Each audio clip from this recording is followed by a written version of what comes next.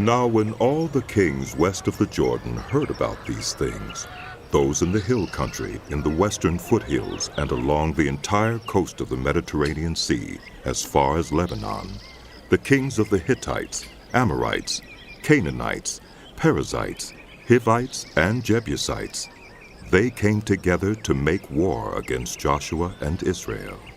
However, when the people of Gibeon heard what Joshua had done to Jericho and Ai, they resorted to a ruse. They went as a delegation whose donkeys were loaded with worn-out sacks and old wineskins, cracked and mended. They put worn and patched sandals on their feet and wore old clothes. All the bread of their food supply was dry and moldy.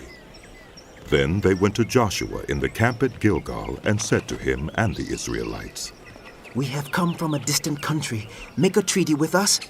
The Israelites said to the Hivites, "But perhaps you live near us, so how can we make a treaty with you?" "We are your servants," they said to Joshua. But Joshua asked, "Who are you, and where do you come from?" They answered, "Your servants have come from a very distant country because of the fame of the Lord your God. For we have heard reports of him, all that he did in Egypt, and all that he did to the two kings of the Amorites east of the Jordan, Sihon king of Heshbon, and Og king of Bashan, who reigned in Ashtaroth. And our elders and all those living in our country said to us, 'Take provisions for your journey. Go and meet them and say to them, "We are your servants. Make a treaty with us." This bread of ours was warm when we packed it at home on the day we left to come to you, but now see how dry and moldy it is? And these wineskins that we filled were new, but see how cracked they are? And our clothes and sandals are worn out by the very long journey." The Israelites sampled their provisions, but did not inquire of the Lord. Then Joshua made a treaty of peace with them to let them live, and the leaders of the assembly ratified it by oath. 3 days after they made the treaty with the Gibeonites, the Israelites heard that they were neighbors living near them. So the Israelites set out, and on the 3rd day came to their cities, Gibeon, Kephirah, Beeroth, and Kiriath Jearim. But the Israelites did not attack them, because the leaders of the assembly had sworn an oath to them by the Lord, the God of Israel. The whole assembly grumbled against the leaders, but all the leaders answered, "We have given them our oath by the Lord, the God of Israel, and we cannot touch them now. This is what we will do to them. We will let them live, so that God's wrath will not fall on us for breaking the oath we swore to them." They continued, "Let them live, but let them be woodcutters and water carriers for the entire community." So the leaders' promise to them was kept. Then Joshua summoned the Gibeonites and said, "Why did you deceive us by saying we live a long way from you, while actually you live near us? You are now under a curse. You will never cease to serve as woodcutters and water carriers for the house of my God." They answered Joshua, "Your servants were clearly told how the Lord your God had commanded his servant Moses to give you the whole land and to wipe out all its inhabitants from before you. So we feared for our lives because of you, and that is why we did this. We are now in your hands. Do to us whatever seems good and right to you." So Joshua saved them from the Israelites, and they did not kill them. That day he made the Gibeonites woodcutters and water carriers for the community and for the altar of the Lord at the place the Lord would choose, and that is what they are to this day. Now Adoni-Zedek, king of Jerusalem, heard that Joshua had taken Ai and totally destroyed it, doing to Ai and its king as he had done to Jericho and its king, and that the people of Gibeon had made a treaty of peace with Israel and had become their allies. He and his people were very much alarmed at this, because Gibeon was an important city, like one of the royal cities. It was larger than Ai, and all its men were good fighters. So Adoni-Zedek, king of Jerusalem, appealed to Hoham, king of Hebron, Piram, king of Jarmuth, Japhiah, king of Lachish, and Deber, king of Eglon. "Come up and help me attack Gibeon, because it has made peace with Joshua and the Israelites." Then the 5 kings of the Amorites, the kings of Jerusalem, Hebron, Jarmuth, Lachish, and Eglon joined forces. They moved up with all their troops and took up positions against Gibeon and attacked it. The Gibeonites then sent word to Joshua in the camp at Gilgal. Do not abandon your servants. Come up to us quickly and save us. Help us, because all the Amorite kings from the hill country have joined forces against us. So Joshua marched up from Gilgal with his entire army, including all the best fighting men. The Lord said to Joshua, Do not be afraid of them. I have given them into your hand. Not one of them will be able to withstand you. After an all-night march from Gilgal, Joshua took them by surprise. The Lord threw them into confusion before Israel. So Joshua and the Israelites defeated them completely at Gibeon. Israel pursued them along the road going up to Beth-horon and cut them down all the way to Azekah and Makkedah.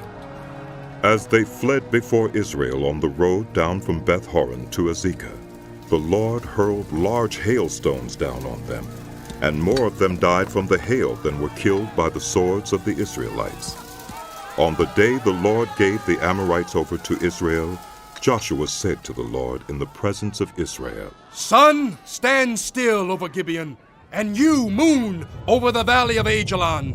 So the sun stood still, and the moon stopped, till the nation avenged itself on its enemies, as it is written in the book of Jasher. The sun stopped in the middle of the sky and delayed going down about a full day. There has never been a day like it before or since, a day when the Lord listened to a human being. Surely the Lord was fighting for Israel. Then Joshua returned with all Israel to the camp at Gilgal. Now the 5 kings had fled and hidden in the cave at Makkedah. When Joshua was told that the 5 kings had been found hiding in the cave at Makkedah, he said, Roll large rocks up to the mouth of the cave and post some guards there. But don't stop.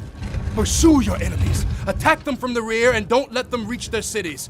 For the Lord your God has given them into your hand. So Joshua and the Israelites defeated them completely, but a few survivors managed to reach their fortified cities. The whole army then returned safely to Joshua in the camp at Makkedah, and no one uttered a word against the Israelites.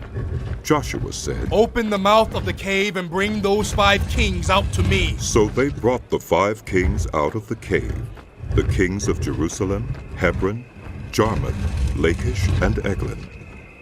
When they had brought these kings to Joshua, he summoned all the men of Israel and said to the army commanders who had come with him, Come here and put your feet on the necks of these kings.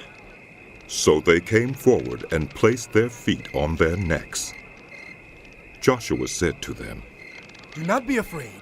Do not be discouraged. Be strong and courageous. This is what the Lord will do to all the enemies you are going to fight. Then Joshua put the kings to death and exposed their bodies on 5 poles, and they were left hanging on the poles until evening. At sunset, Joshua gave the order, and they took them down from the poles and threw them into the cave where they had been hiding. At the mouth of the cave, they placed large rocks, which are there to this day. That day, Joshua took Makkedah. He put the city and its king to the sword and totally destroyed everyone in it. He left no survivors, and he did to the king of Makkedah as he had done to the king of Jericho. Then Joshua and all Israel with him moved on from Makkedah to Libnah and attacked it. The Lord also gave that city and its king into Israel's hand. The city and everyone in it Joshua put to the sword. He left no survivors there, and he did to its king as he had done to the king of Jericho. Then Joshua and all Israel with him moved on from Libnah to Lachish. He took up positions against it and attacked it. The Lord gave Lachish into Israel's hands, and Joshua took it on the 2nd day. The city and everyone in it he put to the sword, just as he had done to Libnah. Meanwhile, Horam, king of Gezer, had come up to help Lachish, but Joshua defeated him and his army until no survivors were left. Then Joshua and all Israel with him moved on from Lachish to Eglon. They took up positions against it and attacked it. They captured it that same day and put it to the sword and totally destroyed everyone in it, just as they had done to Lachish. Then Joshua and all Israel with him went up from Eglon to Hebron and attacked it. They took the city and put it to the sword, together with its king, its villages, and everyone in it. They left no survivors, just as at Eglon. They totally destroyed it and everyone in it. Then Joshua and all Israel with him turned around and attacked Debir. They took the city, its king and its villages, and put them to the sword. Everyone in it they totally destroyed. They left no survivors. They did to Debir and its king as they had done to Libnah and its king, and to Hebron. So Joshua subdued the whole region, including the hill country, the Negev, the western foothills, and the mountain slopes, together with all their kings. He left no survivors. He totally destroyed all who breathed, just as the Lord, the God of Israel, had commanded. Joshua subdued them from Kadesh Barnea to Gaza, and from the whole region of Goshen to Gibeon. All these kings and their lands Joshua conquered in one campaign, because the Lord, the God of Israel, fought for Israel. Then Joshua returned with all Israel to the camp at Gilgal. When Jabin, king of Hazor, heard of this, he sent word to Jobab, king of Madon, to the kings of Shimron and Akshaph, and to the northern kings who were in the mountains in the Arabah south of Kinnereth, in the western foothills, and in Naphoth Dor on the west, to the Canaanites in the east and west, to the Amorites, Hittites, Perizzites, and Jebusites in the hill country, and to the Hivites below Hermon in the region of Mizpah. They came out with all their troops and a large number of horses and chariots, a huge army as numerous as the sand on the seashore. All these kings joined forces and made camp together at the waters of Merom to fight against Israel. The Lord said to Joshua, Do not be afraid of them, because by this time tomorrow I will hand all of them, slain, over to Israel. You are to hamstring their horses and burn their chariots. So Joshua and his whole army came against them suddenly at the waters of Merom and attacked them, and the Lord gave them into the hand of Israel. They defeated them and pursued them all the way to Greater Sidon, to Misrephoth-Maim, and to the valley of Mizpah on the east, until no survivors were left. Joshua did to them as the Lord had directed. He hamstrung their horses and burned their chariots. At that time, Joshua turned back and captured Hazor and put its king to the sword. Hazor had been the head of all these kingdoms. Every one in it they put to the sword. They totally destroyed them, not sparing any one that breathed, and he burned Hazor itself. Joshua took all these royal cities and their kings and put them to the sword. He totally destroyed them, as Moses, the servant of the Lord, had commanded. Yet Israel did not burn any of the cities built on their mounds, except Hazor, which Joshua burned. The Israelites carried off for themselves all the plunder and livestock of these cities, but all the people they put to the sword, until they completely destroyed them, not sparing any one that breathed. As the Lord commanded his servant Moses, so Moses commanded Joshua, and Joshua did it. He left nothing undone of all that the Lord commanded Moses. So Joshua took this entire land, the hill country, all the Negev, the whole region of Goshen, the western foothills, the Arabah, and the mountains of Israel with their foothills, from Mount Halak, which rises toward Seor, to Baal Gad in the valley of Lebanon below Mount Hermon. He captured all their kings and put them to death. Joshua waged war against all these kings for a long time, except for the Hivites living in Gibeon. Not one city made a treaty of peace with the Israelites, who took them all in battle.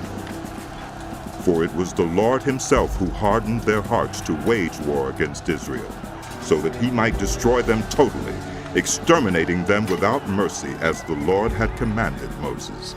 At that time Joshua went and destroyed the Anakites from the hill country, from Hebron, Debir, and Anab, from all the hill country of Judah, and from all the hill country of Israel. Joshua totally destroyed them and their towns.